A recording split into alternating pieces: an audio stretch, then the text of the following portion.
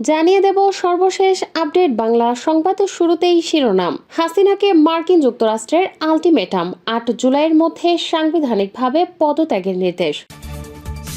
পার্বত্য অঞ্চল ভারতের কাছে বিক্রি করে গোপনে দেশ ছেড়ে পালাচ্ছে প্রধানমন্ত্রী, এ বিষয়ে থাকছে বিস্তারিত প্রতিবেদন। এতক্ষণ শুনছিলেন সংবাদ শিরোনাম, এখন থাকছে বিস্তারিত। ক্ষমতাসীন আওয়ামী লীগ সরকারকে কোনো এক অনিশ্চিত শর্তে বলা হয়েছে যুক্তরাষ্ট্রের একজন সিনিয়র কর্মকর্তা, যিনি সম্প্রতি ঢাকা সফর করেছেন, যে শেখ হাসিনা সরকার ক্ষমতা থেকে সরে দাঁড়ানোর কথা বিবেচনা করতে পারে এবং ৮ জুলাইয়ের মধ্যে জাতীয় সংসদের স্পিকারের কাছে দায়িত্ব হস্তান্তর করতে পারে। সাধারণভাবে আওয়ামী লীগ এবং বিশেষ করে শেখ হাসিনার ক্ষমতা ত্যাগ করার জন্য মার্কিন চাপকে অনায়াসে মেনে নেবে, বিশেষ করে এমন সময়ে যখন দুর্নীতির গুরুতর অভিযোগ ছাড়াও ব্যাপক ক্ষমতা বিরোধিতা রয়েছে। বর্তমান সরকারের বিরুদ্ধে মানবতার লঙ্ঘন, অপশাসন অন্যান্য বিষয়ের মধ্যে নাম প্রকাশ না করার শর্তে কঠোরভাবে কথা বলতে গিয়ে সূত্র জানায় যে পররাষ্ট্রমন্ত্রী হাসান মাহমুদের সাথে বৈঠকের সময় American deputy assistant secretary Afrin Akter এই বার্তাটি ঊর্ধ্বতন বাংলাদেশি কর্মকর্তাদের কাছে পৌঁছে দেন। বাংলাদেশে অবাধ, সুষ্ঠু, অংশগ্রহণমূলক নির্বাচনের জটিল ইস্যু উপস্থাপনের পাশাপাশি আফরিন আক্তার রোহিঙ্গা শরণার্থীদের বিষয় এবং দুটি গুরুত্বপূর্ণ আমেরিকার থিঙ্ক টাস্কের সদস্যদের সমন্বয়ে একটি দ্বিদলীয় আমেরিকান প্রতিনিধি দলের সাম্প্রতিক সফর নিয়েও আলোচনা করেছেন, যিনি পরে সাংবাদিকদের কাছে এটি নিশ্চিত করেছেন। আফরিন আক্তার ও হাসান মাহমুদের মধ্যে বৈঠকে বাংলাদেশের পররাষ্ট্র মন্ত্রণালয়ের মহাপরিচালক মাসুদ আলম উপস্থিত ছিলেন।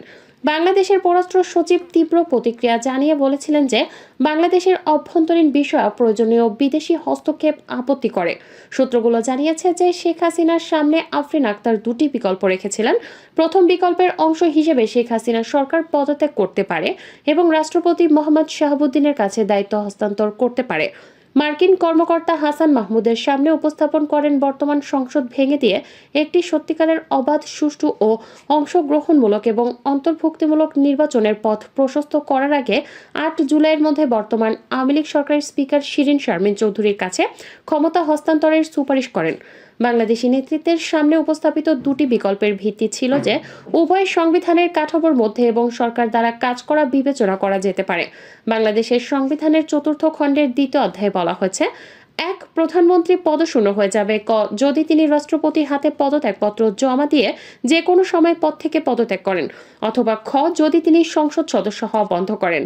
২. প্রধানমন্ত্রী সংসদের সংখ্যাগরিষ্ঠ সদস্যের সমর্থন ধরে রাখা বন্ধ করে দিলে তিনি হয় তার পদ থেকে পদত্যাগ করবেন বা সংসদ ভেঙে দেওয়ার জন্য রাষ্ট্রপতিকে লিখিতভাবে পরামর্শ দেবেন এবং যদি তিনি সন্তুষ্ট হন তবে রাষ্ট্রপতি তা করবেন।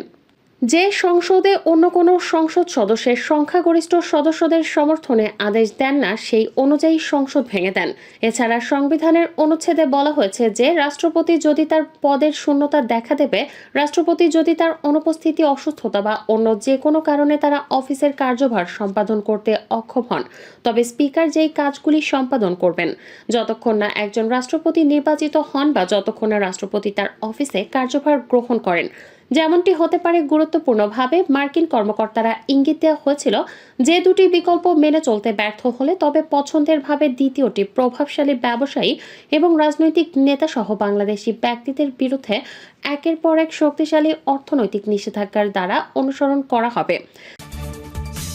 ক্ষমতাসীন আওয়ামী লীগ মার্কিন আলটিমেটাম উপেক্ষা করার ক্ষেত্রে একটি সূত্র যেমন দুটি বিকল্পের বর্ণনা দিয়েছে, আমেরিকা কর্তৃপক্ষ ঢাকায় তাদের কথোপকথনকারীদের বলেছে যে আইনের যথাযথ প্রক্রিয়াগুলো উচ্চ মূল্যের বিরুদ্ধে অনুসরণ করবে বলে জানা যায়।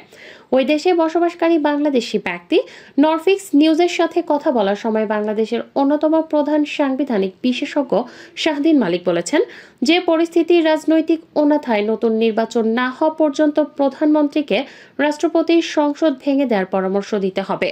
রাষ্ট্রপতি মন্ত্রিসভা চালিয়ে যেতে বলবেন এবং রাষ্ট্রপতি যদিও অপ্রস্তুত হন, যে কারণেই হোক না কেন স্পিকার তার দায়িত্ব পালন করবেন।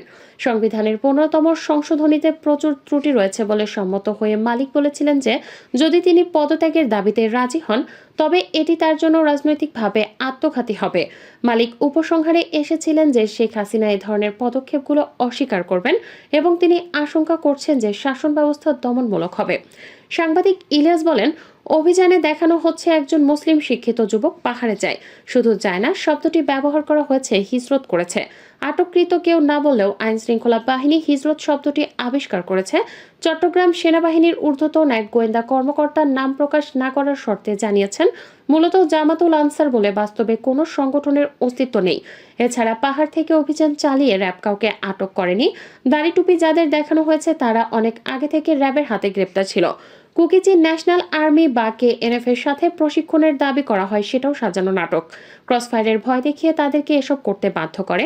র্যাব নিজেও ভিডিও ধারণ করে সোশ্যাল মিডিয়ায় ছড়িয়ে দিয়েছে। সাংবাদিক ইলিয়াস আরও বলেন, র্যাব পুলিশের হঠাৎ ক্যাপাবিলিটি বেড়ে যাওয়ার মূল কারণ হলো পার্বত্য চট্টগ্রাম থেকে সব সেনা সদস্যকে সরিয়ে আনতে চায় সরকার, যে কারণে সেনাবাহিনী পরিবর্তনের র্যাবকে বিশাল দক্ষ বাহিনী হিসেবে দেখানো নাটক মঞ্চস্থ করা হচ্ছে। জানিয়ে পার্বত্য চট্টগ্রামের সেনাবাহিনীর মধ্যে তীব্র অসন্তোষ দেখা দিয়েছে, কারণ পাহাড়ে সেনাবাহিনীর সংখ্যা যতই কমানো হচ্ছে ততই ভয়ঙ্কর হয়ে উঠেছে JSS সহ অন্যান্য সন্ত্রাসী বাহিনীগুলো। ফলশ্রুতিতে একের পর এক অতর্কিত হামলায় সেনা সদস্য শহীদ হচ্ছে। প্রশ্ন হলো, কেন, কার সাথে শেখ হাসিনা সব সেনা প্রত্যাহারের চক্রান্ত করছে? বিদেশ ভয় কাটছে না সরকারের। দ্বাদশ জাতীয় সংসদ নির্বাচন শেষ করে সরকার পরিচালনা করছে আওয়ামী লীগ। টানা চতুর্থ মেয়াদের এ সরকারের 4 মাস হয়ে গেছে, কিন্তু দেশি বিদেশি নানা সংখ্যা দূর হয়নি সরকারের। সম্প্রতি দলটির শীর্ষস্থানীয় নেতাদের বক্তব্যেও বিষয়টি বারবার আসছে। কোনো সূত্রের বরাত না দিয়ে এই রিপোর্টে বলা হয়েছে, যুক্তরাষ্ট্রকে এখনও সন্দেহের চোখে দেখছে আওয়ামী লীগ সভাপতি ও প্রধানমন্ত্রী শেখ হাসিনার নেতৃত্বাধীন সরকার। সরকারি দলের নীতি নির্ধারণী পর্যায়ের একাধিক নেতা দেশ রূপান্তরকে বলেন, যুক্তরাষ্ট্রের অবস্থান এখনও পরিবর্তন করতে পারেনি ক্ষমতাসীনরা। যুক্তরাষ্ট্র এখনও নানা রকম সুযোগ খোঁজার অপেক্ষায় আছে বলে মনে করেন সরকার দলের এ নেতারা। তারা বলছেন, শ্রম আইন সংশোধন, অর্থনৈতিক অঞ্চলগুলোতে ট্রেড ইউনিয়ন চালু করার চাপ সহ কূটনৈতিক নানা দিক থেকে সরকারকে চাপে ফেলার সুযোগ খুঁজছে যুক্তরাষ্ট্র। ইরান যখন গত এপ্রিলের মাঝামাঝিতে ইসরায়েল লক্ষ্য করে 300-র বেশি মিসাইল ও ড্রোন হামলা করে, তখন নতুন করে ইরানের তেল রপ্তানির ওপর কঠোর নিষেধাজ্ঞার বিষয়টি আলোচনায় আসে আবার, যে তেলের ওপর নির্ভর করে আছে দেশটির অর্থনীতি। ইরানের বিপক্ষে নানা পদক্ষেপ নেবার পরও 2024 সালের প্রথম 4 মাসে তাদের তেল রপ্তানি 6 বছরের মধ্যে সর্বোচ্চ মাত্রায় পৌঁছায়। ইরানের কাস্টম প্রধানের হিসেবে যার পরিমাণ $35.8 বিলিয়ন। কিন্তু ইরান কিভাবে তাদের তেল রপ্তানির উপর নিষেধাজ্ঞা এড়িয়ে যেতে পারছে? এর উত্তর লুকিয়ে আছে তাদের সবচেয়ে বড় ক্রেতা চীনের বাণিজ্য কৌশলের ওপর। ইরানের মোট তেল রপ্তানির 80% যায় চীনে। US হাউস ফাইন্যান্সিয়াল সার্ভিস কমিটির এক প্রতিবেদন অনুযায়ী প্রতিদিন ইরান প্রায় 1.5 মিলিয়ন ব্যারেল তেল চীনে রপ্তানি করে থাকে। পুলিশের সাবেক IGP ও র্যাবের সাবেক DG বেনজির আহমেদের দুবাই, সিঙ্গাপুর, থাইল্যান্ড ও মালয়েশিয়ায় বিপুল বিনিয়োগের তথ্য বেরিয়ে এসেছে।